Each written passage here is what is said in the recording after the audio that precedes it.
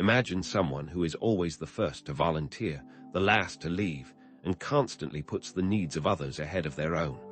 What if this seemingly admirable trait, this very kindness, isn't always a virtue, but a hidden problem? Is it truly possible to be too kind? And if so, what are the potential downsides of such excessive generosity? Understanding the nuances of kindness is crucial for fostering genuine connections and maintaining your own well-being. This isn't about discouraging compassion. It's about providing actionable insights to build healthier relationships rooted in authenticity. True kindness should spring from a place of genuine care and empathy, not from a need for external validation or a desire to control others. Unchecked kindness can negatively affect various aspects of your life. In personal relationships, it can breed resentment and imbalance. In your work life, it can lead to burnout and exploitation. And ultimately, it can take a toll on your mental health, contributing to stress, anxiety, and even depression. One pattern we often see is what we might call the kindness trap. Initial acts of generosity can create expectations from others, and these expectations can gradually escalate, becoming unsustainable. Consider the person who consistently volunteers to cover extra shifts at work. While their initial kindness might be appreciated, it can quickly lead to coworkers expecting this behavior, ultimately resulting in burnout and resentment for the kind individual. This pattern often has roots in psychological concepts, such as codependency, an excessive emotional or psychological reliance on others and people-pleasing, the compulsion to please others at the expense of one's own needs. For example, a codependent person might constantly prioritize the needs of an addicted family member, neglecting their own well-being and enabling the addiction in the process. To truly understand this dynamic, we must also briefly define what we mean by kindness in this context. We need to differentiate it from genuine compassion, empathy, and healthy helping behaviors. True kindness involves respecting both your own needs and the needs of others. It's the difference between volunteering time to a cause you genuinely care about and volunteering solely to impress others or avoid conflict. Furthermore, to address the potential pitfalls of kindness, we'll need to delve into the concept of shadow work, a key element of Jungian psychology. This involves acknowledging and integrating your darker side, your anger, your selfishness, your capacity for cruelty. Repressing these negative emotions can lead to passive-aggressive behavior or festering resentment, ultimately undermining the very intention of kindness. Throughout this exploration, we will consider the diverse motivations behind kindness and how these motivations can be either healthy or unhealthy. Kindness exists on a spectrum, with genuine compassion at one end and problematic niceness at the other. Is there a difference between being kind and being too nice? Is it possible to be too generous? When does kindness become a form of self-sabotage? Furthermore, is it possible that kindness can be a mask for underlying hostility, manipulation, or a desire for control? Perhaps some acts of kindness are driven by ulterior motives rather than genuine compassion. What happens when we consistently prioritize others' needs over our own? What are the long-term consequences? Can it lead to burnout, resentment, and a diminished sense of self-worth? We'll even consider the implications of the martyr complex, where individuals seek validation through self-sacrifice. Join us as we explore the complexities of kindness and offer a path toward more authentic and fulfilling relationships, where generosity stems from genuine compassion rather than hidden agendas.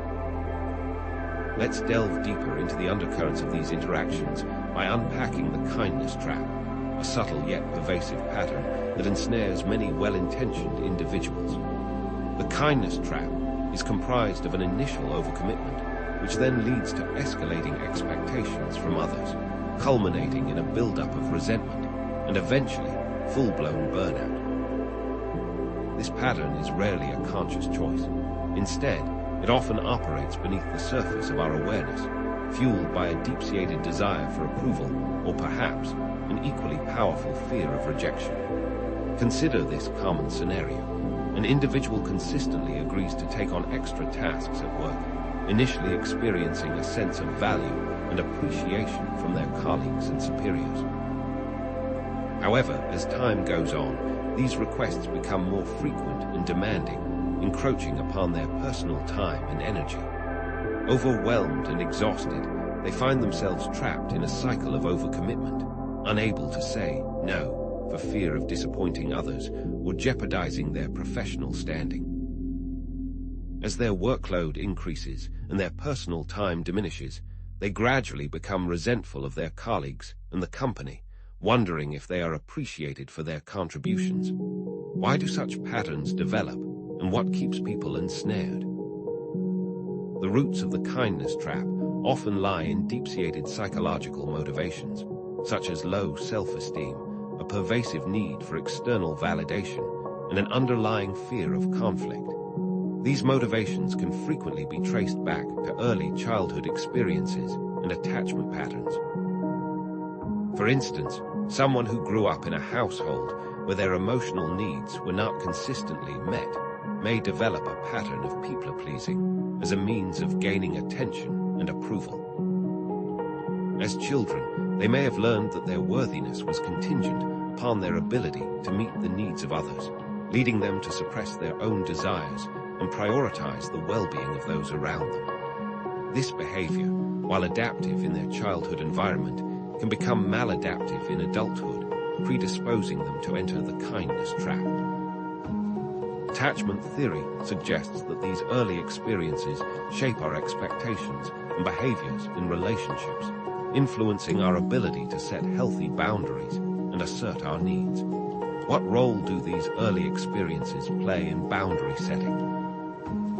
This chronic prioritization of others' needs inevitably leads to the gradual erosion of personal boundaries, making it increasingly difficult to say no, and creating an overwhelming sense of obligation. It becomes a reinforcing loop, where each act of compliance strengthens the expectation that they will continue to prioritize others' needs above their own. Imagine, for instance, a person who initially agrees to babysit occasionally for a friend. At first, it seems like a simple act of kindness, a way to support a friend in need. However, as time goes on, the friend starts asking for favors more and more frequently, often at inconvenient times. The kind person feels guilty saying no, fearing that they will damage the friendship or be perceived as selfish. They find themselves being asked to do it more and more frequently, even when it's inconvenient, because they feel guilty saying no. As a result, they sacrifice their own plans and priorities, gradually becoming resentful of the friend and the constant demands on their time. Where does this resentment go? How is it expressed? The suppressed resentment, a natural consequence of consistently sacrificing one's own needs, often manifests in passive-aggressive behavior, creating conflict and damaging relationships. Kindness without honesty can be a breeding ground for hidden anger, as individuals struggle to reconcile their outward acts of generosity with their inward feelings of frustration and resentment. Consider the individual who secretly resents always hosting holiday dinners. While they may outwardly appear gracious and accommodating, they may start making subtle digs at their family members, or forgetting important ingredients, expressing their anger indirectly through subtle acts of sabotage. This passive-aggressive behavior, born out of suppressed resentment, can create tension and discord within the family, undermining the very sense of connection they were hoping to foster. What happens when we bring shadow work into this dynamic? To gain a fuller understanding of these hidden motives, let's turn to Jungian psychology and reiterate the importance of shadow work. Shadow work invites us to explore the hidden recesses of our psyche, the parts of ourselves that we tend to disown or suppress. Everyone possesses a shadow side, a repository of repressed emotions, desires, and impulses that we deem unacceptable or undesirable. It's important to remember that the shadow is not inherently evil. Rather, it's a collection of aspects of ourselves that we have disowned or suppressed. These disowned aspects can include both negative traits, such as anger, selfishness, and envy, as well as positive qualities, such as assertiveness, creativity, and passion. How does this relate to kindness? Some individuals use kindness as a facade to mask their true intentions, often driven by a desire for control or manipulation. Excessive niceness can be a sign of repressed anger or a fear of vulnerability, a way of keeping others at a safe distance while maintaining an image of benevolence. We can find this dynamic playing out in numerous contexts. Picture someone who consistently offers help or compliments, but their actions seem insincere or manipulative, making others feel uncomfortable. Their kindness feels calculated, as if they are trying to gain something in return. This manipulation might be subtle, such as seeking admiration or gratitude, or it may be more overt, such as trying to control or influence others' decisions. Are you enabling or are you being kind? There's a potent link between repressed anger and passive-aggressive behavior, as individuals often express their anger indirectly through subtle acts of sabotage, sarcasm, or withholding. Instead of directly confronting their anger or asserting their needs, they may resort to covert tactics to express their resentment and maintain a semblance of control. Consider, for example, a colleague who helps you with a project by redoing it entirely in a way they prefer, undermining your work and asserting their dominance. While they may claim to be acting out of kindness or helpfulness, their actions betray a hidden agenda, a desire to control the situation and assert their superiority. In what other ways is repressed anger displayed? Then there's the victim mentality, where some people use kindness to cultivate a victim mentality, seeking attention and sympathy from others. They may exaggerate their sacrifices or emphasize their suffering to gain validation, subtly manipulating others into feeling sorry for them and showering them with attention and support. A classic example is someone who consistently volunteers for thankless tasks while complaining about how overworked they are, seeking sympathy and admiration from those around them. While their intentions may not be consciously malicious, their behavior serves to reinforce their victim identity and perpetuate a cycle of dependency. So how can we set ourselves free? Let's discuss boundaries, which form the cornerstone of healthy kindness. Healthy boundaries are essential for both personal well-being and healthy relationships. They are not selfish or unkind. Rather, they are a way of protecting one's own needs and respecting the needs of others. Think of boundaries as fences that define what is acceptable and unacceptable behavior in a relationship, delineating the limits of what you are willing to tolerate and what you are not. They communicate your values, priorities, and needs, allowing you to maintain a sense of autonomy and self-respect. What kinds of boundaries do we need to establish? Boundaries are multifaceted. Consider these types: physical, emotional, intellectual, and material. Each of these are essential to consider and define for yourself. A physical boundary violation would be someone standing too close or touching you without permission, infringing upon your personal space and making you feel uncomfortable. An emotional boundary violation, on the other hand, would be someone sharing inappropriate personal information or expecting you to solve their problems, burdening you with their emotional baggage and disregarding your own emotional needs. Intellectually, a boundary violation might look like someone dismissing or invalidating your opinions or beliefs, refusing to respect your perspective. Materially, this could manifest as someone borrowing your possessions without permission or failing to return them, disregarding your property rights and sense of ownership. What happens when boundaries are consistently violated? Setting and enforcing healthy boundaries can be tough, but the skill is essential. Start with learning to say no, communicating your needs assertively, and establishing consequences for boundary violations. It will take courage to change ingrained patterns. Start with small steps, such as declining a request that you genuinely don't have time for or expressing your discomfort with a certain topic of conversation. Be clear and direct in your communication, stating your needs and limits without apology or justification. For instance, you might say, "I'm not able to help with that right now," or I need to prioritize my own needs at this time. Enforce your boundaries consistently, following through with consequences if they are violated. If someone continues to disregard your boundaries despite your clear communication, you may need to limit your contact with them or end the relationship altogether. What happens if we don't reinforce our boundaries?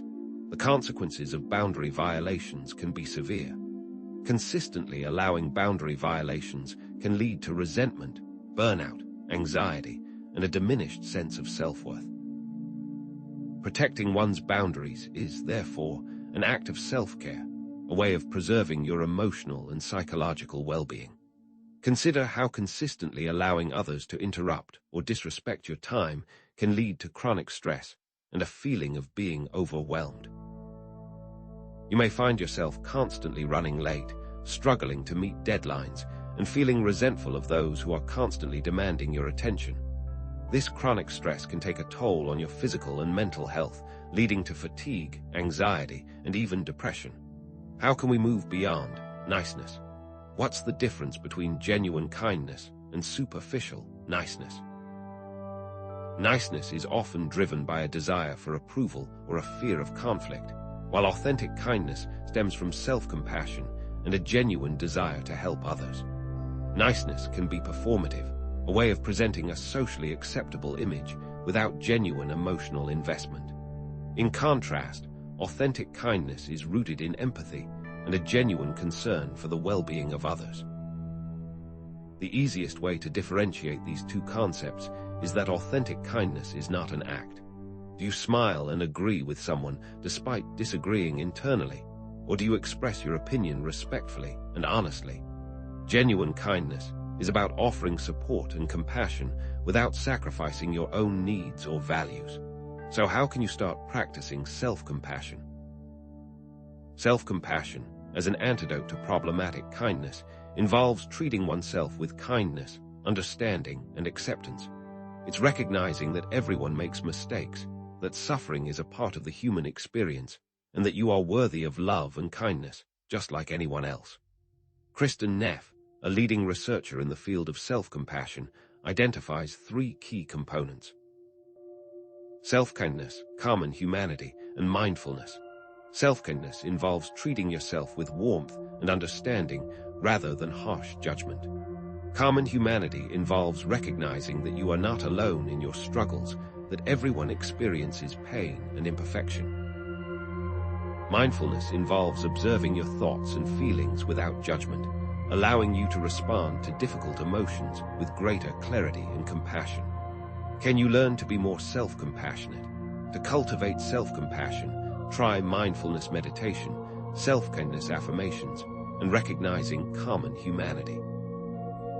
Challenge your inner critic and treat yourself with the same kindness you would offer a friend. In a brief mindfulness meditation exercise, you can focus on accepting imperfections and offering yourself words of comfort and encouragement. Close your eyes, take a few deep breaths, and bring to mind a situation in which you are struggling or feeling inadequate. Acknowledge your pain and suffering without judgment. Repeat phrases such as, "May I be kind to myself, may I accept myself as I am, and may I forgive myself for my mistakes." What does self-acceptance provide? Self-acceptance is not about condoning negative behaviors, but rather about acknowledging one's flaws and imperfections with kindness and understanding. It's a prerequisite for personal growth and authentic connection with others, allowing you to embrace your whole self, shadow and all, with compassion and acceptance. When you accept yourself fully, you free yourself from the burden of perfectionism and the constant need for external validation.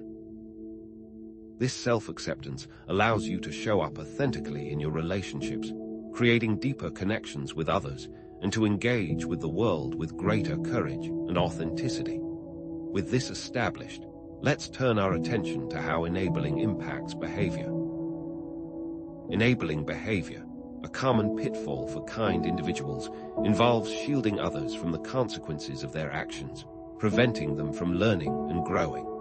It differs from healthy support, which empowers others to take responsibility for their own lives. Think of the difference between offering a helping hand and carrying someone on your back.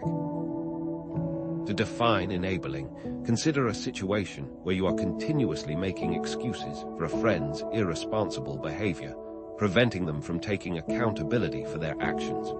You might say things like, "They're just going through a tough time," or "It's not really their fault," shielding them from the natural consequences of their choices. How can you tell the difference between support and enabling? Enabling patterns can be recognized in many common relationships. A parent who constantly bails their adult child out of debt is enabling them, preventing them from learning financial responsibility. A spouse who covers up for their partner's addiction is enabling them, allowing the addiction to continue unchecked. In each of these scenarios, the kind individual is inadvertently perpetuating the negative behavior by shielding the other person from the consequences of their actions. Instead of allowing them to learn from their mistakes and develop resilience, they are reinforcing their dependency and preventing them from taking ownership of their lives. How do you break this cycle? Breaking the cycle of enabling requires a shift in mindset and behavior. It involves setting boundaries, communicating expectations clearly, and allowing others to experience the natural consequences of their actions. This can be difficult, especially if you're used to being the rescuer or caregiver in the relationship. For example, instead of lending money to a friend, you might offer to help them create a budget or find resources for financial assistance. Instead of making excuses for a family member's behavior, you might express your concern and encourage them to seek professional help. Seeking therapy or joining a support group can help you address your own codependency issues and develop healthier relationship patterns. Where do these boundaries lead? Promoting responsibility and accountability in others should be the end goal. True kindness involves allowing others to learn from their mistakes and develop their own resilience. It's about empowering them to take ownership of their lives and become the best versions of themselves. When you stop enabling, you create space for others to grow, learn, and develop the skills they need to thrive. While it may be difficult to watch someone struggle or face the consequences of their actions, remember that true kindness lies in empowering them to become self-sufficient and responsible individuals.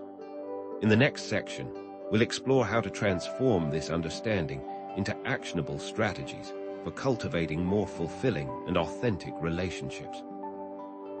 The key to unlocking these dynamics lies in understanding how these concepts play out in our everyday lives, and more importantly, how we can shift our perspectives to foster genuine connections rooted in self-awareness and mutual respect.